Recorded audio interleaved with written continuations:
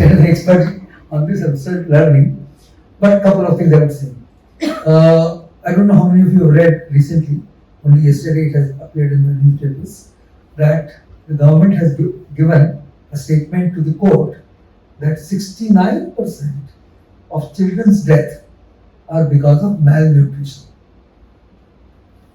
Now, we have centers in IIT Sitara, where I'm part of the Child Nutrition Center of Excellence, where we deal with this issue, and we know that hygiene is a major cause of a child not being able to consume however nutritious food we may give. So, hygiene is directly connected to the nutrition and the health. And that child who has not had good health in the first 3 years or first 1,000 days is likely to be obviously a fairly important, let's say, liability to the society as much as it is an asset. Okay, maybe less of an asset and more of a liability. So that is how let's say improper management of solid waste and therefore its impact on hygiene affects the society. It's a big thing. It's accepted. There are, of course, many other things. Like what you talked about is plastic. Now, as a child, when I grew up, I used to go all the way to the place and take a bottle of water, bring it, keep it washed, give it back next day. Why can't something like that happen now? Why can't we use reusable utensils for milk? Huge amount of plastic is popularized as the only guarantee for good, healthy milk. Now, I don't know how many of your people here from chemical engineering or relevant department. Why can't I have a thermometer-like test for good quality milk? If I had that, I won't need plastic. I'll go to any shop, test the quality of water and milk and buy it without plastic. If we really want to get rid of plastic in many other ways like that, okay, this kind of an approach and innovation is required if you understand the value of how to eliminate plastic. Okay, so this is, let's say, the aspect that I'm considering. Yes. So since you briefly mentioned Germany, can you also share about any other country that you know how the waste management is done there in the world, basically, and how it compares? Yeah, so obviously certain countries are doing better than our country is doing in terms of waste management. Partly because certain other problems in their lives have been sorted out, so now they are sorting out some of the other problems, such as waste management. So Germany, for example, is considered a plastic recycler champion among various countries. And I lived substantial time in the US. There, whenever I have, every weekday, in every week there is one day where the trash pickup happens, and then you have to segregate your recyclables versus others into separate bins. And then these go to their large recycling centers. But recently, what I have come to understand through various documentaries and publications is that all this waste recycling, even in some of the Western countries, is not made out to. It's not what it is made out to be. So what that means is that yes, they make an attempt to recycle a lot of this waste, but at some point, even different types of plastic, PET, HDPE and PDE, etc. These are PET, etc. So when they are mixed, PPD is mixed. The small pieces of these plastics, it's not economical and it's not feasible to automatically segregate them. It's not economical to hand segregate them. Mm-hmm. So these are like compressed into big bales of plastic, which can either just be incinerated, burned for energy, or they are exported to other countries, third world countries, for recycling in the name of recycling. And most of these end up in countries such as in Southeast Asia or some of the other poorer countries. And there they are either again burned or they contribute to the landfills there, and they adversely affect the health of people in those countries. So it's a big problem even in Western countries, and for us it's an even bigger problem because we are doing even less compared to that. So one of the biggest things that we have to change as a civilization, as as a species, is to reduce the consumption itself of in general consumption and consumption of these things that cannot be recycled, that cannot be reused, and so forth. So that's where these attitude changes, behavior changes will become more important. I remember when I was a child, I used to visit my cousins in Delhi, and every morning with my cousin, I used to go to Mother Dairy to get milk. And you would buy tokens, put it in a slot machine, and put your own button there, and the milk will come in there. You didn't need to buy polypacks and so forth. But now, because we expect home delivery, because we expect that the sterilized milk will be available at all times, any times when you want to, you forgot to buy it at the right time. So a lot of these conveniences that have their externalities, they have come into use. So in general, I think we are at a stage where we can learn from the mistakes of people who have, or countries that have already tried to do waste management, and look at their successes and failures and come up with better systems, and that are more suited for our own economy, that are more suited for our own culture, and the mix of waste that we generate versus what they generate. These solutions are not like, we cannot ape those solutions blindly. Yeah.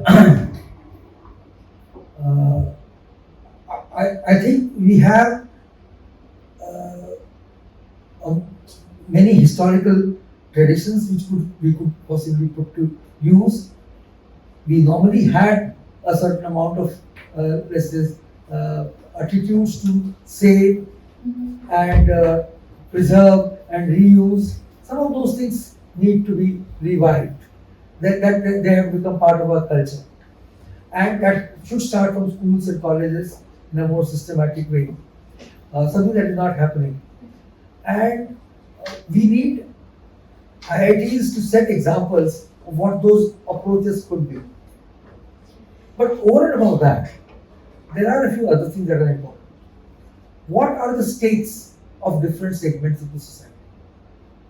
Okay. So we talk about circular economy. We talk about things which were a resource a few minutes ago, suddenly they become waste. Why? Because we don't have mechanisms of reusing, channelizing these things. At the same time, we have so many people who are otherwise unemployed. Can we create systems by which, let's say, everyone who has a coconut shell, okay, instead of throwing it into a bin, can push a button on the mobile and say, I have a coconut shell. So, supposing in a locality there are 100 people, out of which 20 have a coconut shell, let somebody get that message who will then come on a bicycle and pick up all the coconut shells. Similarly about various other things, cloth or wood or glass, all of these could be aggregated at their levels of aggregation, which is economic, and people who can make livelihood out of that should be able to use that. Can we create a microcosmic model in IIT and then spread it across? Can we create the necessary infrastructure? The point that I'm trying to make is that if we start, as your question was, can we ape the West? You didn't mention it, and he clarified, you can't.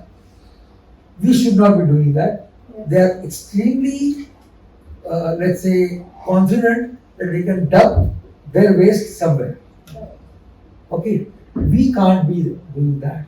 We can't afford to do that. We can set a better example. And those examples have to also take into account the fact that we have a large number of people who are looking for livelihoods, who can get livelihoods out of this. So flowers, for example, you can create enzymes out of them, or they can be used in some other purposes.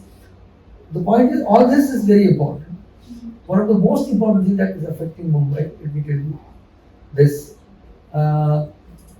is much of our waste is actually compostable waste. 70% of it is composted. Yet it is not composted. And whatever is composted is not done systematically, so it becomes poisonous. So no farmer wants to touch it. So to ensure that the compostable waste is segregated and composted to give right kind of compost is an important system that needs to be built in, and all the educational institutions that we have, maybe 10, 15 of them should set up their laboratories, test the compost and certify it, and only and make sure that those who are attempting to do the composting are handheld to produce right kind of compost. That will be. That is very good. It's like a very good example of using the current technology that we have in our colleges and research facilities to support and aid our systems to minimize the waste throughout. And we must thank Gandhiji who did that even before the independence as an example. Yes. So we have good enough traditions. We don't require too big technologies for it. Attitudes are most important. Yes. Also, sir, can we discuss, can you shed some light on what are the technologies that may be used for waste minimization in municipal solid waste and hazardous waste management systems? Because on that level, it becomes more tough to understand. First thing I want each one of you who are sitting here to visit Chembur, one factory of SMS, Yeah. to which company IIT gives all its hazardous waste. Okay, and see what is happening there. And see how many people are agitating and taking out morchas that they want to close that factory there. Because it's causing cancer to so many people. So, if we start becoming aware that what we are giving as waste is causing that kind of harm to people, we will become a little more conscious that we better have a better solution. So long as you don't go and visit that place, and so long as you don't meet the person who is affected, it will not make a difference. My point is this: hazardous waste has to be treated properly. We have NERI, which is a major engineering organization, which has done a lot of research on this, and they talk about a kind of standards of incineration if you have to do incineration. But more importantly, what are the alternatives that we reduce this hazardous waste? And there is some medical hazardous waste which is anyway part of the medical processes that happens. But there is domestic hazardous waste which can easily be avoided. Okay, there is a huge force by the governments all over in spreading the menstrual pads indiscriminately without any thought as to what happens to it afterwards. So these things need to be changed. I would say first you need to make sure that you don't produce more waste than needed, and whatever is there can be processed properly. These are important things that need to be taken into account. Currently, the practices are very bad. The Pollution Control Board says very clearly that this particular place must be shut down. Okay, but they're looking for a place and they're not getting the permission for the place, and all kind of nonsense arguments according to me. But no effort to reduce the waste in any way. So these are all extremely irrational practices that we are working with, and hopefully we should be the ones who should lead towards a better solution. So is there a prevalent bias towards post-facto remedies, because we are obviously creating the issue and then trying to solve it, and not enough attention on the reducing part of the initial part of the waste, and that's something that we really discussed at the moment. But can you comment on the prevalent bias? Oh, very strongly. That's what exactly. So we want the waste to be out of sight, out of mind. Okay, and then we want somebody to bother about it. What is of course required and necessary is, can I get my collar tighter if I do segregation, if I reduce waste? Is there any mechanism by which, let's say, a young person in a family says, look, my house produces minimum waste. If you can create that kind of a culture of reducing waste, which will of course mean then you start reusing things that you have. You find ways to reach that thing to somebody who can reuse it. If you cannot reuse it, that culture has to be developed. And that culture also means a certain kind of reward for doing the right thing. So once we develop that, then only we will do this. As of now, our concept of development is use and throw. The more you do that, the more developed you are considered, the more sophisticated you are supposed to be. Now that's exactly the obvious obverse of what it should be. Yeah, so there's definitely a bias for post-facto solutions. We all think about, okay, we segregated the plastic bottles after drinking like 200 ml Yes. from 200 ml bottles and so forth. But why use those 200 ml bottles to begin with? Most RO water is as clean as it gets. Yeah. It has the right amount of minerals that you require and so forth. And BMC water itself is pretty clean. Yes. You don't even need RO to drink BMC water. You probably just need a simple filter of like AquaGuard filter or something, UV filter. But still we have a bias towards just drinking from plastic bottles, and in a very educationally sophisticated institute like IIT, very few departments have switched to glasses made of glass and jugs of water, as opposed to putting by default putting 200 ml water at every seat in every meeting. Yeah.